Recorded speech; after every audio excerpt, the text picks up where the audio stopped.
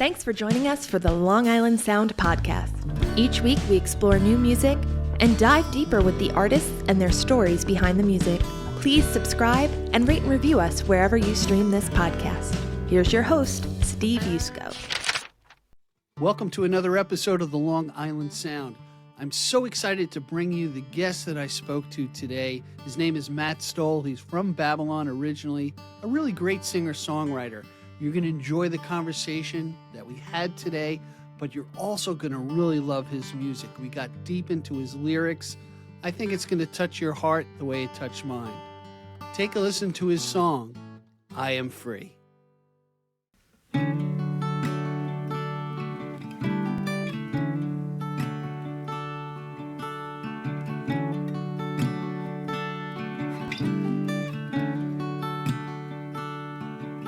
I'm the king of contradiction. I'm a walking lie. It started when I was younger, just cruising nine. Didn't know what was coming, and I didn't know why. Around age 15, I learned to love the castle walls are bound to fall. I am free. I am free.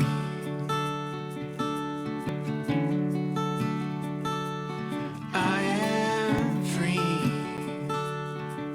'Cause that's all there is to it. Just another day stuck inside these four walls. There's no escape. Didn't know what was coming, and I didn't know when. Around age 30, I learned to break the castle walls I built for me. I am free. I am free.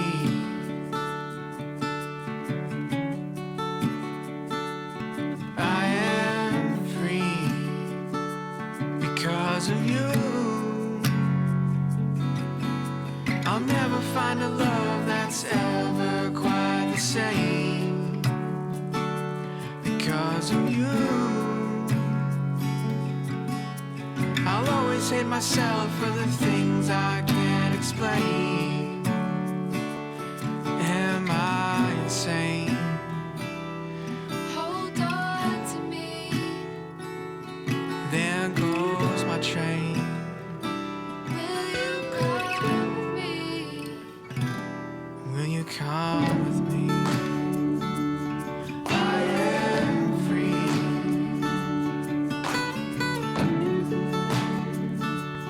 I am free.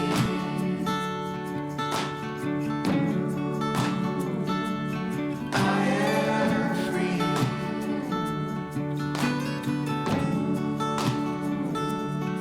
I am free.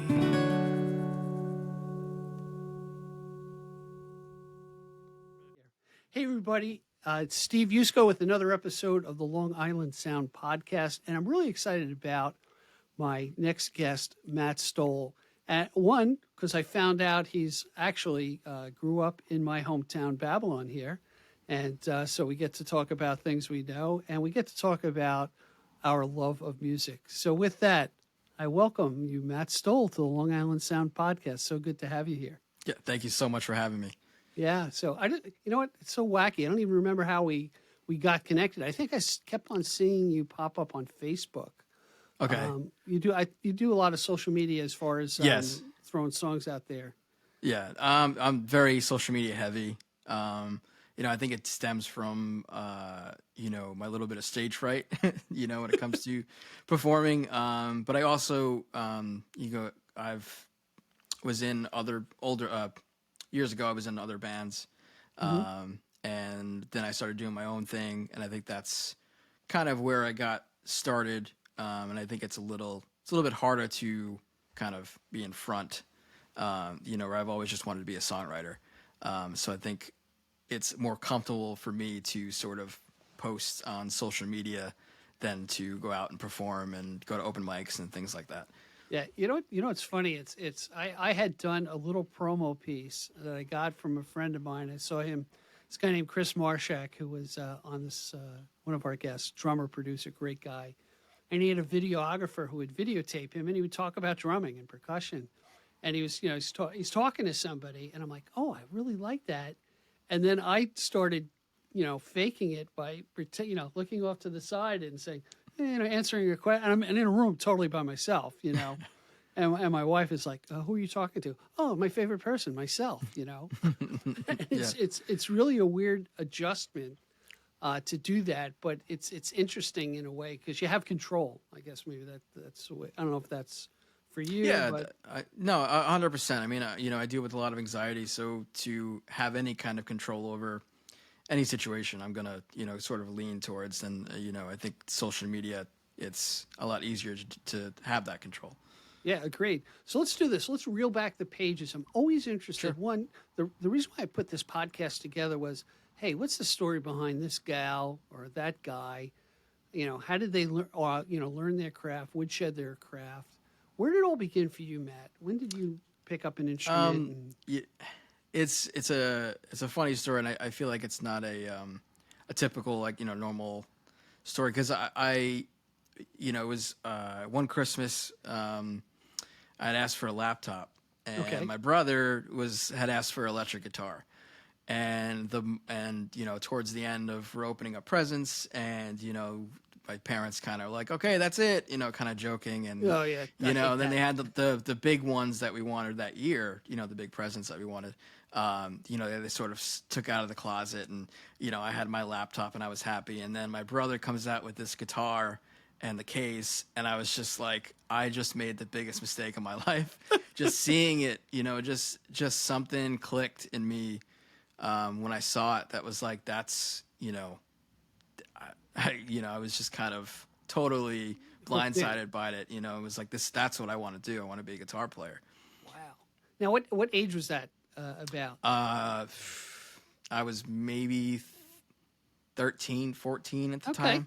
All right, so that's a good time to get obsessed about something. So what'd you do? Steal your brother's guitar? I did. Good man. I would, because he was one of the popular kids, so he would always be out, in high school hanging out with people. So there was plenty of time for me to kind of sneak in his room and play the guitar, and that's kind of how I started teaching myself. And I know a lot of musicians, they talk about how they've wanted to play, all these great band songs, and they wanted to learn all the songs and how to play guitar.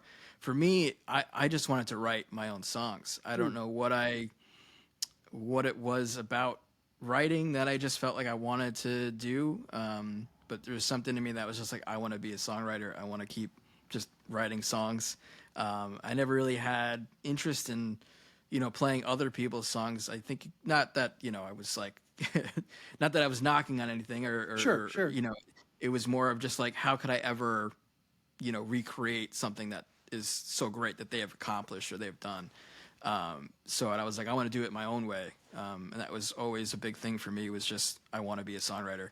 Well, what's interesting to me about that is, when I was learning, I was self-taught. I did the 3 chords, and I put the guitar down for 10 years because it was just too damn hard for me. And then, guitar tabs came out, and if somebody can show me something, I can get it. And eventually I took some lessons to learn the neck a little bit better and try to get into a better practice of doing it, But you bring up a good point in wanting to do your own thing, because I always got frustrated in trying to emulate my favorite artists and play their music, right? Not knowing about singing in different keys, or what's the key my voice should sing in. I discovered that late in life. So you have an interesting starting point. Now, did you do creative writing, or is this just something in you that really pointed to song? I told it's funny, because when I was a kid, my favorite books were the Lord of the Rings books. Okay. And I know J.R.R. Tolkien went to Oxford, and for as a kid living on Long Island, I always tell my family, I'm going to be an author. I'm going to go to Oxford. I'm going to go to these schools. I'm going to go do these things and be a writer. And I think that's kind of a lot of where that came in to where I got a little bit older and I saw that guitar. The two things just kind of clicked.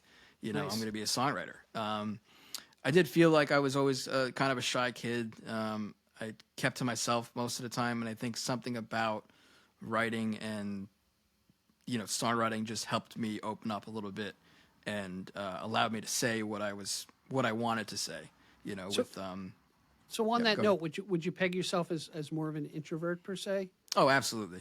Yeah. Okay. Yeah. Absolutely. It's interesting, and I took this kind of a course with my wife about, and it was given by a guy who is a proclaimed introvert who's doing public speaking, which was fascinating to me about that. And he gave us a really good perspective about, and there's different scales of people being introvert or extrovert, certainly. But he said, if you look at an introvert, they're kind of measuring what their response is going to be, and they're waiting on the right question to answer. Right. Where me, I have diarrhea of the mouth, and I'm talking about, there's no stopping. It just kind of flows out. I've gotten better. Maybe that's podcasting is a good tool for me. But absolutely. That helped me so much in that when I've met people who, come on, we all size people up, right? Yes. I'm like, okay, I'm not asking the right things. And I had an acquaintance over my wife's one Thanksgiving, and I was like asking all the right questions in my mind. Nothing's coming back, and I'm like, wow, this is really uncomfortable for both of us. Probably not for him, for me. And then I hit on something which had to do with his work, and it was like the floodgates opened. Yeah. Of his response. Now, this is a left field thing. When you develop the muse or develop an idea, is that the same thing that is wired in your head as far as how does the creativity flow out for you?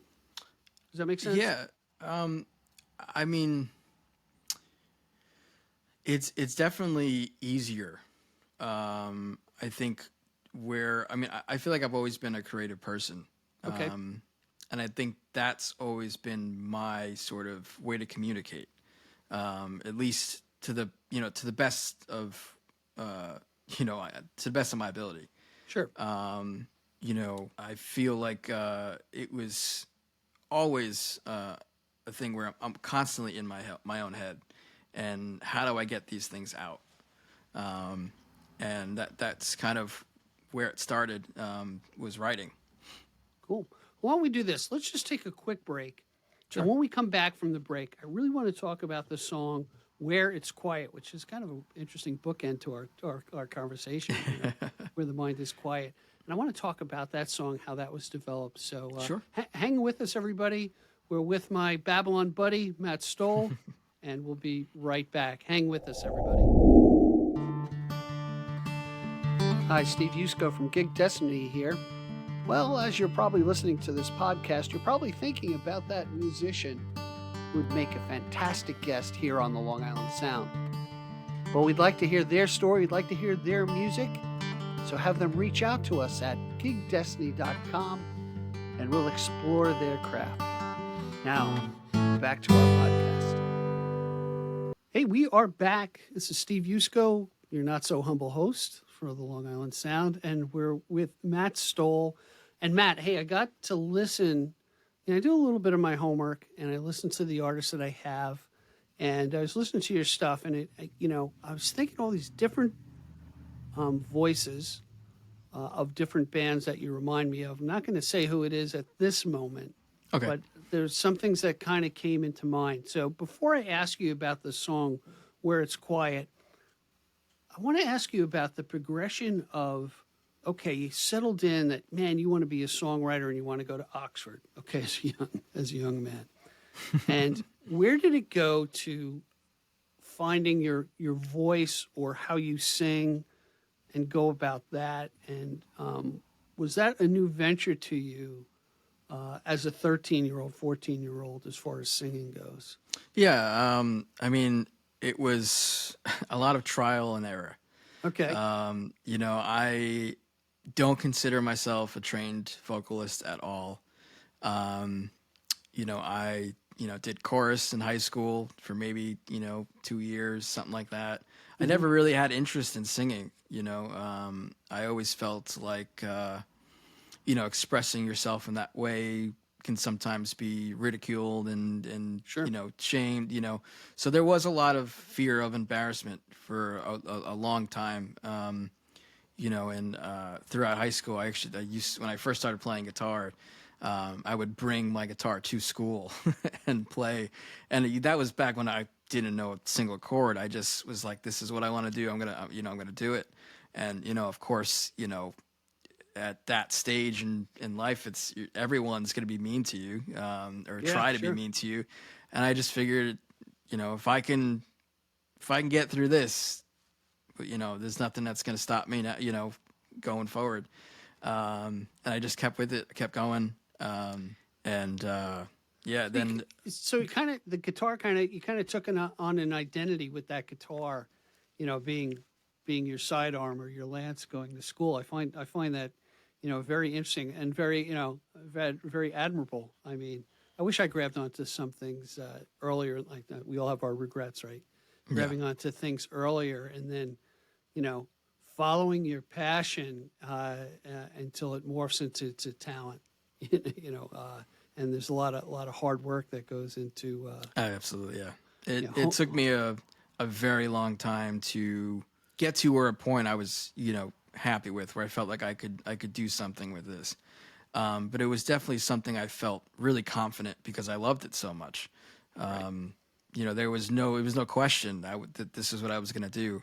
And of course, being that age, as I got to be 15, 16, what are you going to do with your life? Where do you want to go to college? What do you want, that sort of thing, because I still grew up, I was born in 92. So, it was still around that kind of, that's what you do. You go to school, you go to college, you get a job, you get married, you do all these things. And for me, it was just, I want to be a songwriter, which, of course would be warped, and people like, oh, here's the rock star, here's the, they'd say things like that. And it was kind of like, no, that's not really what I want to do. I just, write songs that I'm feeling and sort of express myself that way. Yeah, I found the same thing when I was in my early 20s. I used to write a lot of poetry. I still have the book that I wrote stuff, and once in a while I'll go for a laugh and look at it. But it was a way to kind of, for me, to express something that's inside that can be kind of cryptic and not direct. Yeah, and that's what I liked about poetry, and hopefully try to get some girls with it. It never worked. That aspect never worked out. But it was a good release, and the one thing I'll say about songwriters, what I really appreciate is you're able to articulate in music a lot of the emotions that we're all going through, and maybe not able to articulate it in that way. Anyway, that being said, tell me about how the song "Where It's Quiet" came about, which our audience heard coming into the program today. So a lot of the times when I'm writing a song, it's not like I can just sit down and just write. I haven't gotten to the point where it's really like a craft that I've mastered, which I know it's going to take a very long time to do. But a lot of the times I will stumble across, if I'm thinking, or if I just see something or watching a movie, something like that, I'll get a title in my head. And that's kind of where it starts. Then it just kind of snowballs from there.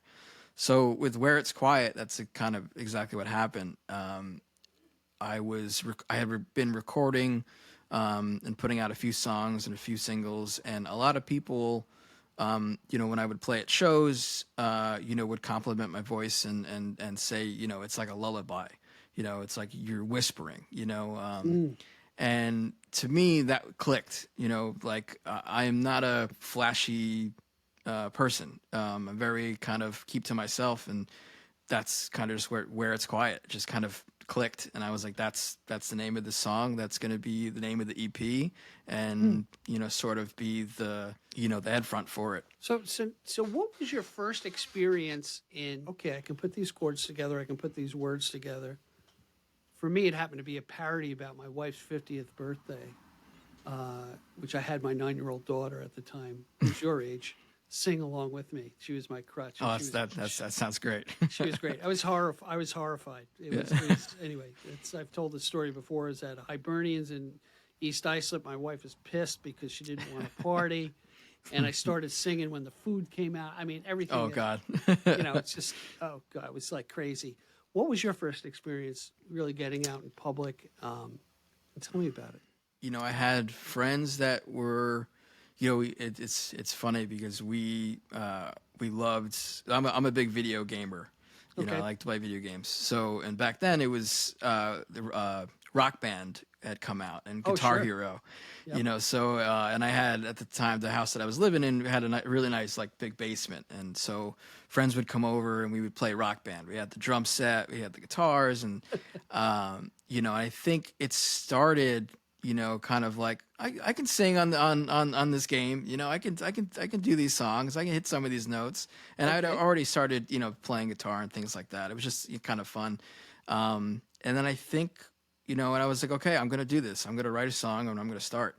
And I remember there was a futon in our basement, and I think that's I wrote my first song and was like, this is it. This is what I want to do. And that, again, that's just more of that introvert in me, just me that has a guitar and a notebook. But what's fascinating about that for me is you took something that's playful with the gaming and stuff like that, and you kind of felt out your chops, like, oh yeah, I can do this. And then you're taking, I would assume, baby steps towards, getting out of playtime, but still having playtime and doing that. I got to ask you this, because I have a nephew, who I won't mention his name. I would say in high school, extremely introverted. However, great singer, great actor. And when he got on stage, I was like, holy shit, is that him? Because he morphed into this different person. And then when he would show up at my house, he was the kind of guy that, would walk in and, the social norms of saying hello and goodbye and thank you were like gone. I don't blame him. It just wasn't him. I was the same way. I was the same way. I always had issues with, at family events for the same exact thing. I was very shy. I didn't want to talk, kept to myself. And then, my first show was actually, I can't remember the name of the place. I know it was in the Bayshore area. Okay. Because I actually had walked there from my Babylon house over there with the band. It was one of those things where the second you hit the stage, something clicked. And to this day, the same thing. That's how I kind of, it's leading up to, that's sometimes the hard part. But once I get on the stage, something changes where all the fear, all the anxiety, all the self-doubt just completely goes away. That's why I love it too. It's just something like I'm up there. I'm going to, show who I am. Yeah. Now I got to ask you this, and I hope you don't mind these questions, because I'm very intrigued about the introvert aspect of things, the creative aspect and getting it out.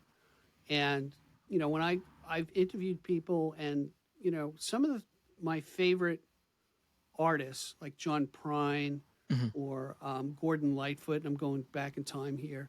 Or they're some of my favorites as well. Yeah, great storytellers. Yes.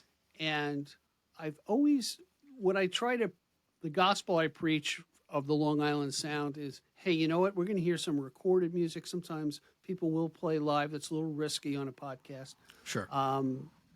But I always say you got to see them live, because it's a different atmosphere and chemistry that goes on. So my question to you is this, and I hope you don't mind me putting you on the spot. No, absolutely not. Are you able, you're in this new persona, you're on your stage, I'll call you stage persona.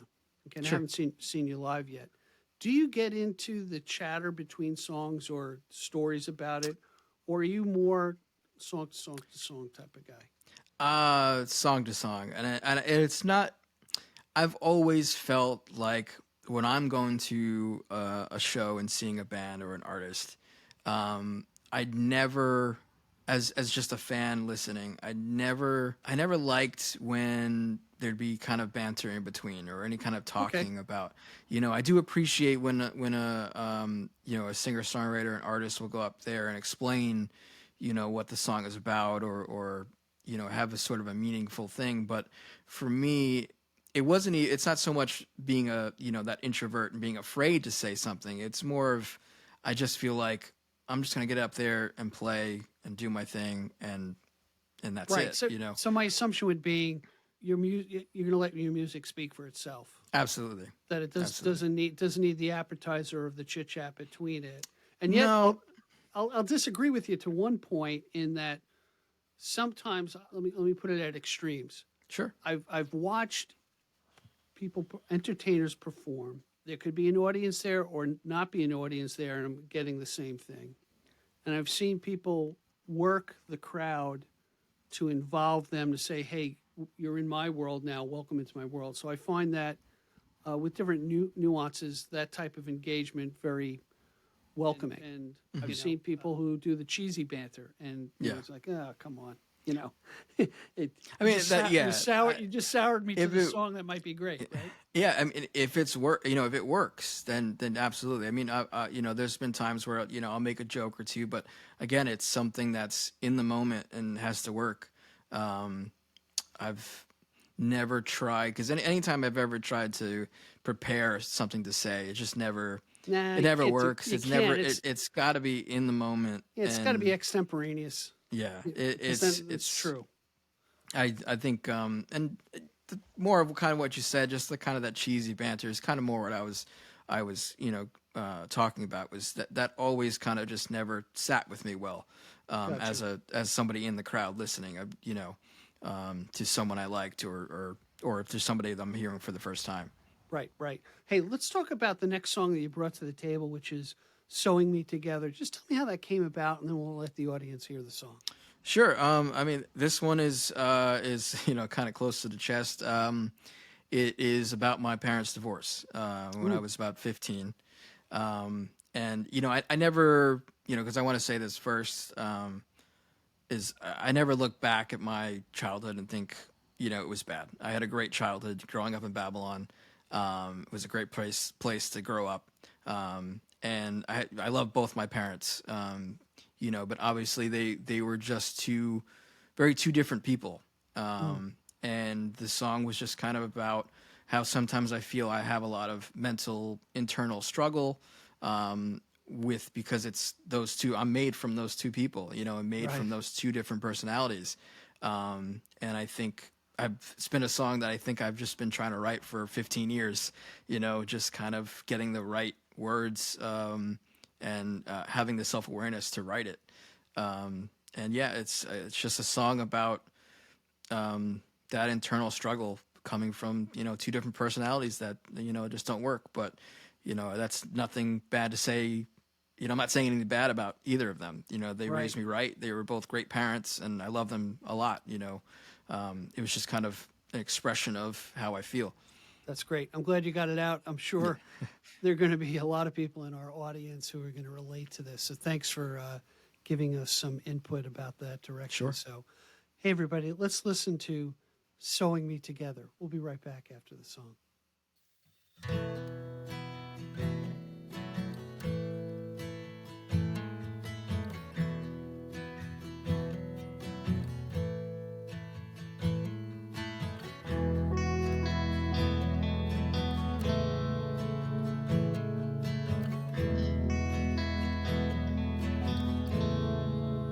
I won't regret writing this song. It's all in my head. The memories are playing repeat like an old VCR. Rewind to show me all that I saw wrong.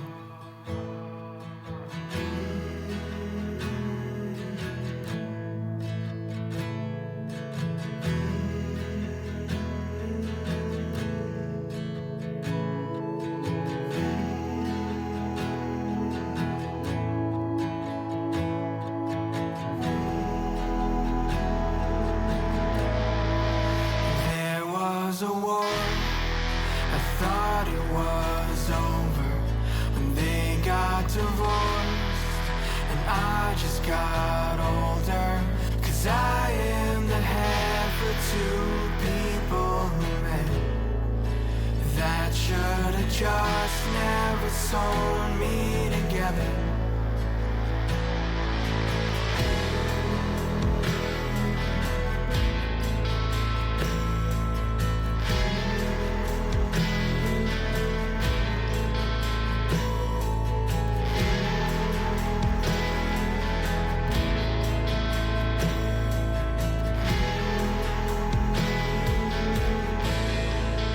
I was 16, the month of December.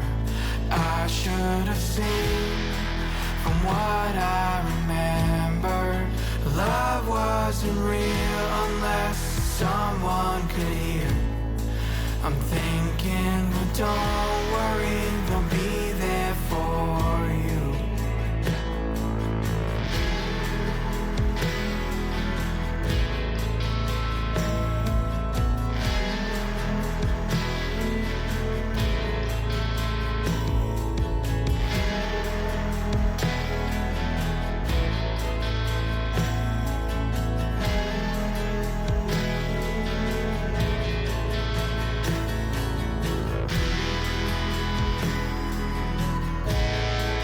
Sew me together.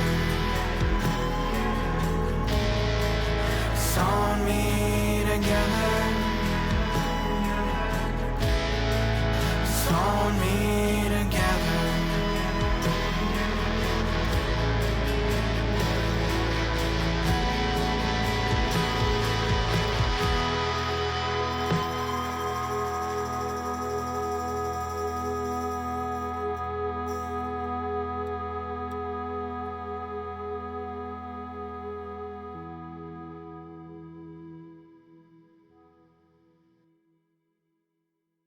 Hey, everybody, welcome back. We say, everybody, hey, everybody, you get your attention. And by the way, Matt, that song is great. I do have to listen to it a few more times. It was kind of deep. And I really thank you for bringing that to the table. I think a lot of people, unfortunately, through divorce, can relate to how you're feeling and find some solace in that particular song. But during the break, Matt and I were talking about social media. Obviously, we met through social media. I think it was through Facebook. I saw Matt's posts and his songs, and I'm like, didn't know you were a Babylon guy. Not that that makes a difference, but I'm like, this guy looks pretty interesting, sounds pretty good. I think he'd be an interesting guest. Didn't know you, but I got attracted to say, this guy might be a possibility. Tell me about, and I like to use this analogy that I look at social media now, particularly when it comes to songwriting and getting songs, people attracted to listen to your songs. There are two camps. There's what I'd say an older camp who are used to putting albums out. EPs are a bit of a new thing, okay? Putting it out on Spotify through whatever service, I don't know what that, Bandcamp and what have you, CD Baby. And then we sit and wait. Nothing happens. Mm-hmm. And yet, I've seen other people. I mentioned to you Dante Mazzetti was a guest, 41,000 followers. During COVID, sang on his balcony, 17th floor in Chelsea, every night. Yeah. He built a community. Como Brothers, prolific, very talented guys, prolific in putting about one or two songs a month, and then doing a segment of videos. Tell me about your experience with social media and your thoughts on it. I mean, right now it's the biggest thing, social media, and I feel like, you talk about bands, a long time ago, that would drive cross country to get their songs played on the radio, and I think now with social media, it's just that quicker tool. It's getting the people in the room, and I think it's beneficial to artists and musicians and anybody creative or has a brand that something they're promoting. It's just a very useful tool. I mean, obviously there are downsides to it. That being that you may work on content that you feel is really, really great, and it may not get any kind of traffic, any kind of views or likes, and that happens. It is oversaturated like a lot of things, but it's I still believe that it is the best tool right now to, even just for me, get my music out there. Like I've sort of said, I'm not a very flashy person or appealing or, in that way where, I can get everybody and they're all, hunky dory with me and, happy, I'm do things a little bit differently. And I think social media, is kind of the best way for me to get my stuff out there, and who I am. It's a little bit easier. Yeah, even when I think about the early days of an example of this is Justin Bieber. I mean, he was discovered through tons of YouTube videos that he put up with his mom, I think, at the time up in Canada, to kind of expose it. And what's interesting, I was just thinking of another guy who was a guest, a guy named Sam Wolf, very talented guy, was on American Idol, and I talked to him about doing, the overdub videos and stuff like that, and he struggles with it, doing that, and yet what he does is pretty good. His voice is good. It's almost like going to the dentist for him. He's got to do it. You know what I mean, to get out there. But the other thing, the other aspect of it is, I almost look at it as a diner menu with a lot. When we're doing this, when we're doing the scrolling, we're looking to see what's attractive. Okay. And a lot of times for men, or for me, it's visual first and then audible, right? So what are the tricks to that? And these are like, don't do anything more than 7 seconds, they tell people. I'm like, oh my God, But then how can I interest them to hear the whole song, hear the whole EP, hear the whole album? I think that's the secret sauce that we're all trying to figure out in going out there. When hundreds of thousands of songs are going up to Spotify every day, if not every month, how do you get found? And I think a lot of it is putting a lot of lures out there, in different things, and things are going to change. What's interesting, particularly with the Como Brothers, and I'm sure they don't mind me sharing this, they do so many reels, so many shorts that they actually get paid by YouTube now, for their content. Go figure, oh, I got a puppy. Ooh, this is the puppy video.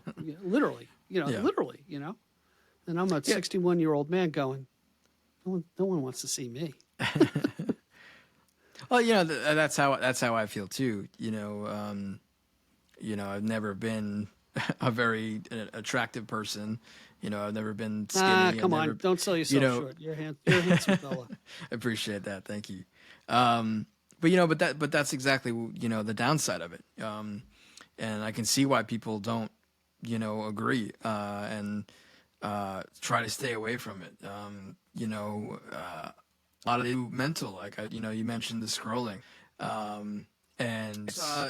Mentally with the scrolling, you will have, one video that's this cute puppy and then another video that is, kind of a sad thing about a family member passing away, and that's not good. You can't be scrolling and your emotions just keep running as you're scrolling. And I think that's, there's a downside to it. But I think just as an artist, right now in the singles climate where it really isn't a whole lot of albums and, things being put out like that. I mean, I can't, if you ask anybody on the street, they're probably about albums or the last album that they listened to. They probably will say, Harry Styles or Taylor Swift, who are both great artists. But I think it's just that kind of thing where you have to be at that level to really be able to write an album where it's going to be listened to in full. I noticed that I had done a few singles before I did the EP. And I noticed that the singles got a lot more streams than the EP did, and I could see that the EP sort of dropped off. Where after the first 2 or 3 songs, the streams and the views stuff kind of dipped down. So that was a lesson to me that I'm just going to do singles until there's something where I feel like I have a collection of songs that I really feel like at the heart of it I can put out. And, like you said with Justin Bieber, there's I don't know if you're familiar with Noah Khan, but he's clipped, had a clip on TikTok It was probably about 15 seconds, and he played the chorus to one of his songs. And a few weeks later, he was selling out the Red Rocks. So it's just one of those things where it's just kind of how it is now. Yeah, who and knows? I think it's great to get your music out there. Yeah, the other thing is too, and I don't know how true this is. People like, I guess we're all impatient, particularly if you're from New York.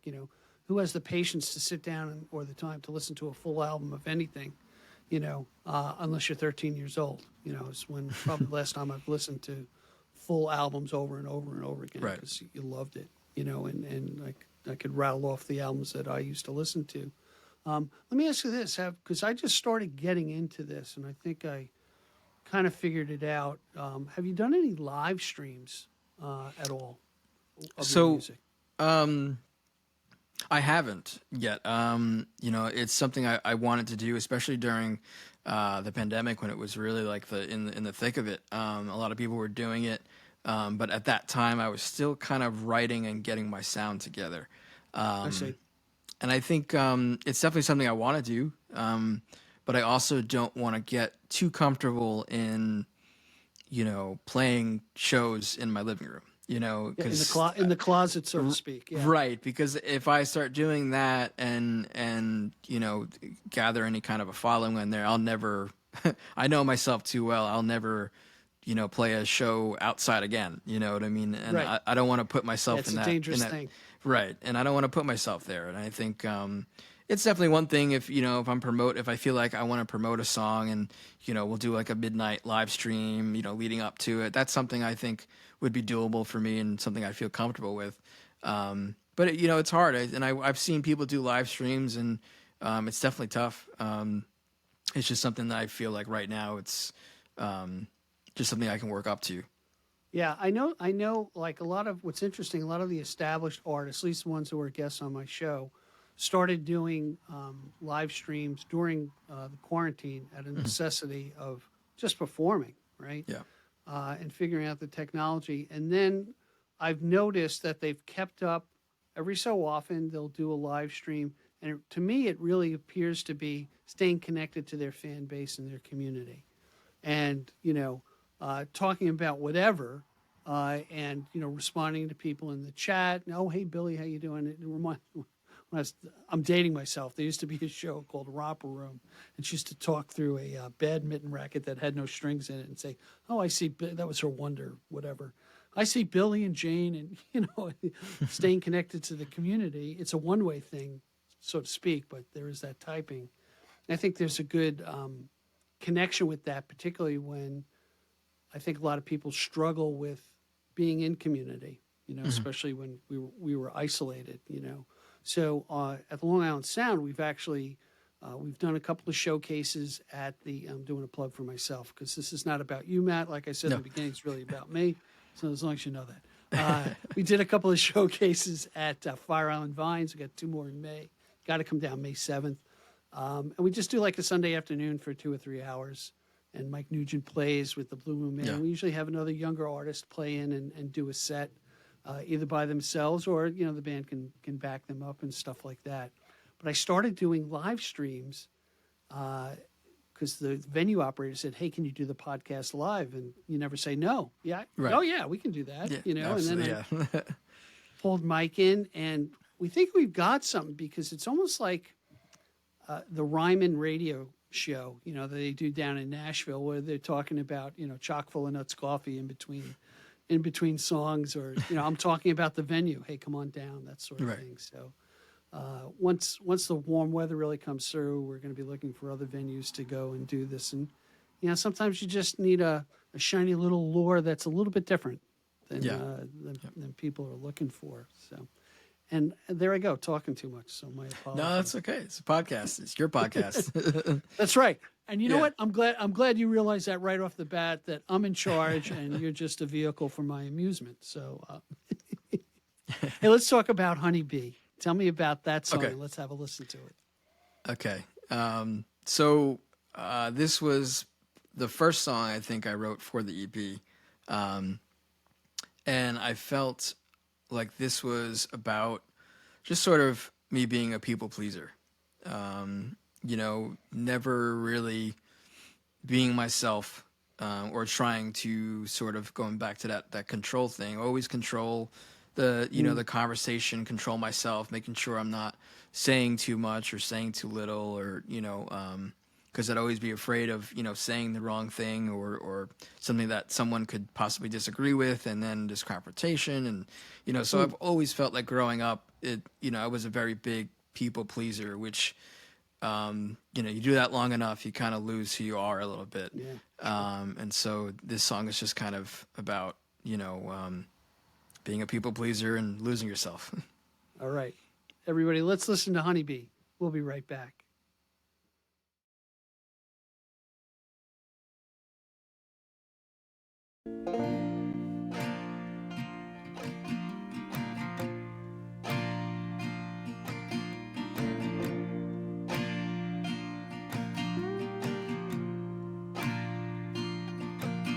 My life is like a stream. It wraps around most anything, like a gift or some flowers, even for those who don't deserve it. Oh, I know this stings. I know this stings. Oh, don't overthink. This life's a hornet's nest, and I'm a sweet honeybee.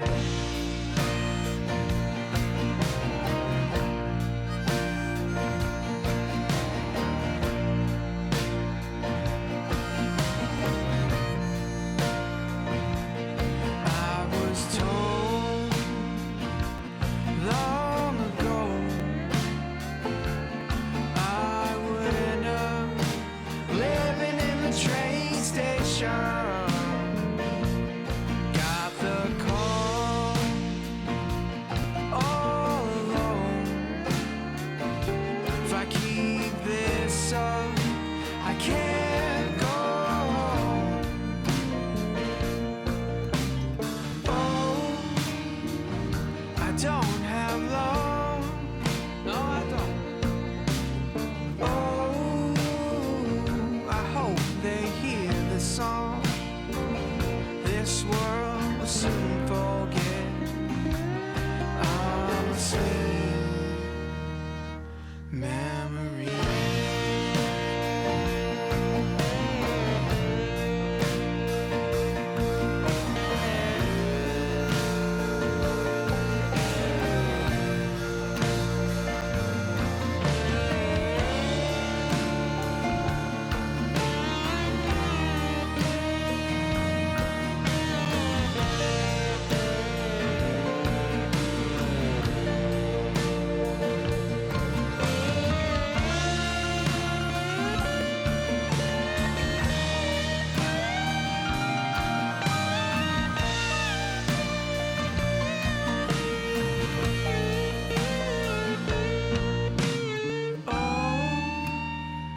Just need some sleep.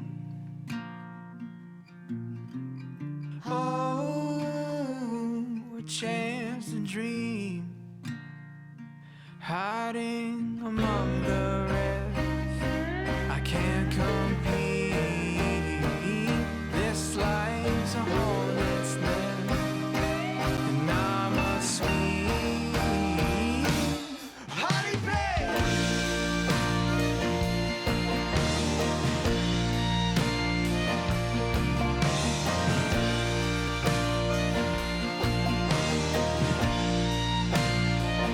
This life's a hornet's nest, and I'm a sweet honeybee. We are back, everybody. Steve Yusko here with Matt Stoll. And Matt, I've been wondering about this. And what I find so interesting, what's happened over the years with recording music, you've got a studio basically in your iPhone these days. How do you approach the recording process? And was that a hurdle technology-wise for you to do it, and how do you approach it? I mean, I've worked with a few different producers, and I've recorded a few different studios. Okay. And it's always about the right fit at the time for the songs that I want to record. Okay. You know, more recently, I've been working with somebody who's actually in my band. Is a guitar player who's been recording and went to 5 towns and has all that background and has his own studio. And since the more recent 2 songs that I put out were more solo acoustic, just sort of me and my lyrics and the acoustic guitar. It was easier to do that with him.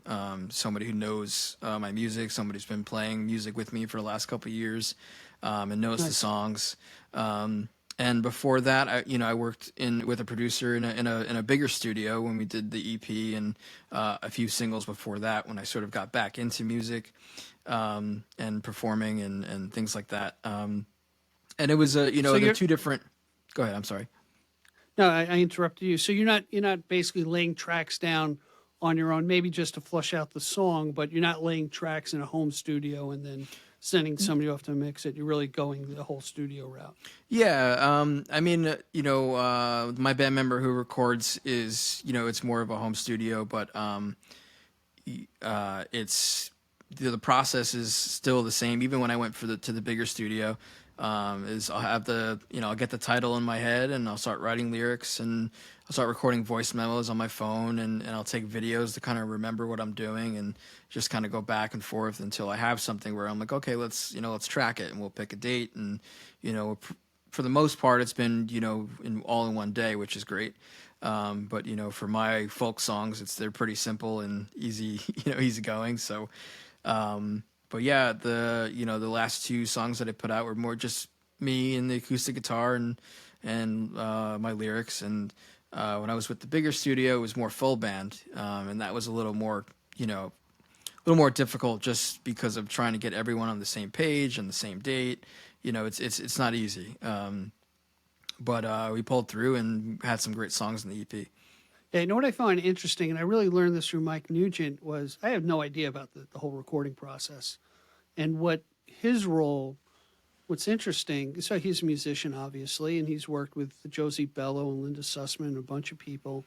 And this is my take on it, is Mike's the kind of guy who brings in the different talent to help round out the song and nudge it a certain way with the artist, based on really not only the fact his chops and playing multiple different instruments, but his ear and what he's hearing. And I tell you, it's so mad. When I go over his house, he's always working on something, in front of the board. He's like, hey, here, check this out. Look what I did with this and stuff like that. And yet he takes those tracks that are laid down and he passes it off to somebody else, a guy named Kevin Kelly, who's actually teaches studio production, Professor Kelly. And, he puts certain things on it to make to blend it, together. It's just a very interesting process. And I would assume from an artist standpoint, you got to let go at a certain way and and have a lot of trust, because you're giving birth to this song and, you want it to be the best image of what you had when you put it together, I guess, right? Right. And that's, as I mentioned, about working with different producers that were right for me at that point in time, for those particular songs. I had someone that was, brutally honest, but, in a very good way that I needed. I needed someone to come in and say, hey, this is, you have to be level-headed. You have to be clear in what you're saying. And I think that changed a lot of my songwriting. When I first started recording music again, the first song I brought to this, to the producer that I worked with, he was like, there's so much, it's so abstract that no one's going to know what you're talking about. Where I was coming from it thinking, oh, this is poetry. These are beautiful words on a page. And he was like, I have no idea what you're trying to say. And he kind of, I remember the day we first recorded, and he was like, just kind of was like, well, what are you trying to say? And you're like tell me literally man. what what are you literally trying to say? And that flipped the switch, and I think really made me a better songwriter, because it just became, get rid of all of the the fancy words and trying to sound smart, and just what's in here, what's inside, what are the what are you thinking, and just write that out, and that turned me into a much better songwriter. Whereas now I feel like I'm a little bit more seasoned in that, and my ability to write that way, where I'm recording with my buddy and my bandmate for the last 2 years, and it's a little more kind of relaxed, and both, not that either was bad or good, but both, it's just they're two different experiences that I have that have been great for me. Yeah, it's interesting, and I equate it to a producer being your musical spouse, and hear me out on this, because I remember talking to somebody, and I would say, oh, my spouse is, she's pretty brutal, pretty direct, And Sometimes you guy, need it. yeah, and exactly. And he was like, you know what? A good spouse tells you what you need to hear, not always what you want to hear. And Right. and I think that's similar to the experience. And maybe that's true about, hey, this might be a nice soundbite here. Might be a good producer. It tells you what you need to hear, not what you want to hear. Yeah. So we get to hear what we should hear. Does that Right, make and sense? that's their job. They wouldn't be doing their job right if they weren't. I've always felt like that. I know people sometimes, they don't like the criticism, they don't like the challenge, but for me it was like, I've made my bed. This is what I'm going to be doing. I'm going to do it 100% or not at all. Yeah, well, thank God for those people who get, put in your way to kind of help you, redirect your thought process and your development of the muse and the songs. It's pretty cool. Yeah. Hey, let's talk about the last song you brought up, Perfect Looking People, and I did listen to that on my drive home. Tell us a little bit about that. We'll let the audience have a listen. It's really just about my struggles with my self-image, and Okay. and more of what we previously talked about, social media. It is about the self-doubt and the imposter syndrome and all of the feelings that you can have when you're just kind of sitting on for me, again, that I'm an introvert and sort of a homebody, and if I'm not playing a gig, I'm home. Right. Sure. And it's sometimes it's hard to watch on as you're scrolling on Instagram or Facebook or any kind of social media, that people out having fun without you. And you start to get in your head, why is it that this is the way? Is it something wrong with me? Am I not Yeah, you go down outgoing that rabbit enough? hole. Or yeah, and I think that's kind of where I was like, okay, this is something that I deal with a lot and need to sort of get out and express. And it was just one of those songs that, again, I had the title and it just kind of took off from there. It's interesting. Somebody told me something, about Facebook and other things. He goes, that's the envy machine. And Right. you know what? And I'm telling you, it goes through my mind too. Going, you haven't been on vacation in a while. Damn, these people always look like they're on vacation. Yeah. Man, they Buying houses. They must be or- rolling Yep. in the dough. But Yep. that's the image. That's the mask to a certain degree. Yeah. Not to belabor everybody, but I'm still envious. Yeah, But- no, absolutely. We're human. You're allowed to feel that way, and I think it is tough to see people achieving things, while you're still on your journey. Yep, exactly. But you know what? We're all on that journey, and we've got great experiences along the way, even through the struggles. So Absolutely. let's listen to Perfect Looking People. We'll be right back. Check it out, everyone.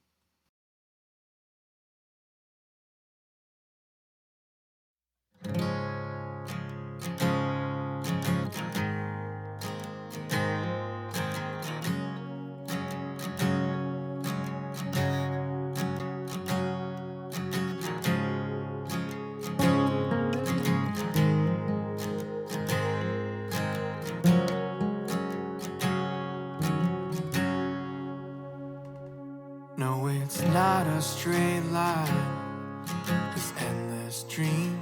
I'm tired of always feeling it's outside my reach, when it all is wrong, I'll stay at home, scrolling along.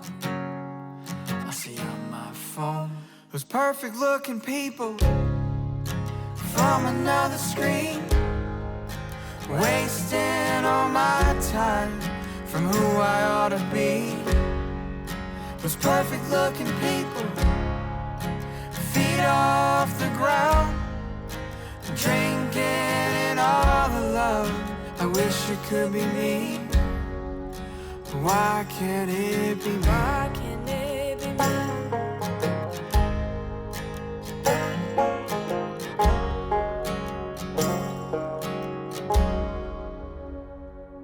The hardest thing about it is I believe I am no good and I should leave.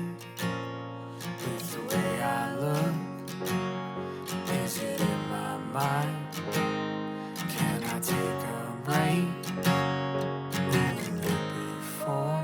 Those perfect looking people from another screen, wasting all my time from who I ought to be. Those perfect looking people, feet off the ground, dancing with all the love. I wish it could be me. Why can't it be me? Why can't it be me? Am I free? Am I free to wonder if my heart is meant for this? And can I take knowing I'll never be a part of them? Those perfect looking people from another screen, wasting all my time from who I ought to be. Those perfect looking people, feet off the ground, drinking in all the love. I wish it could be me. Why can't it be me? Why can't it be me?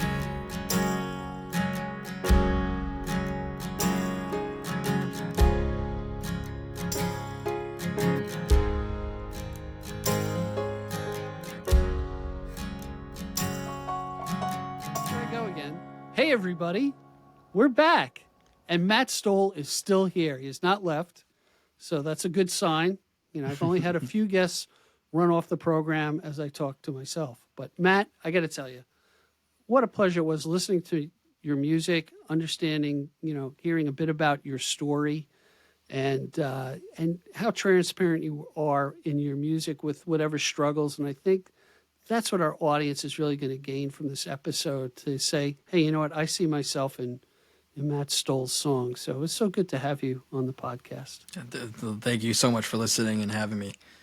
All right. So everybody, you got to check out Matt Stoll's music on Spotify.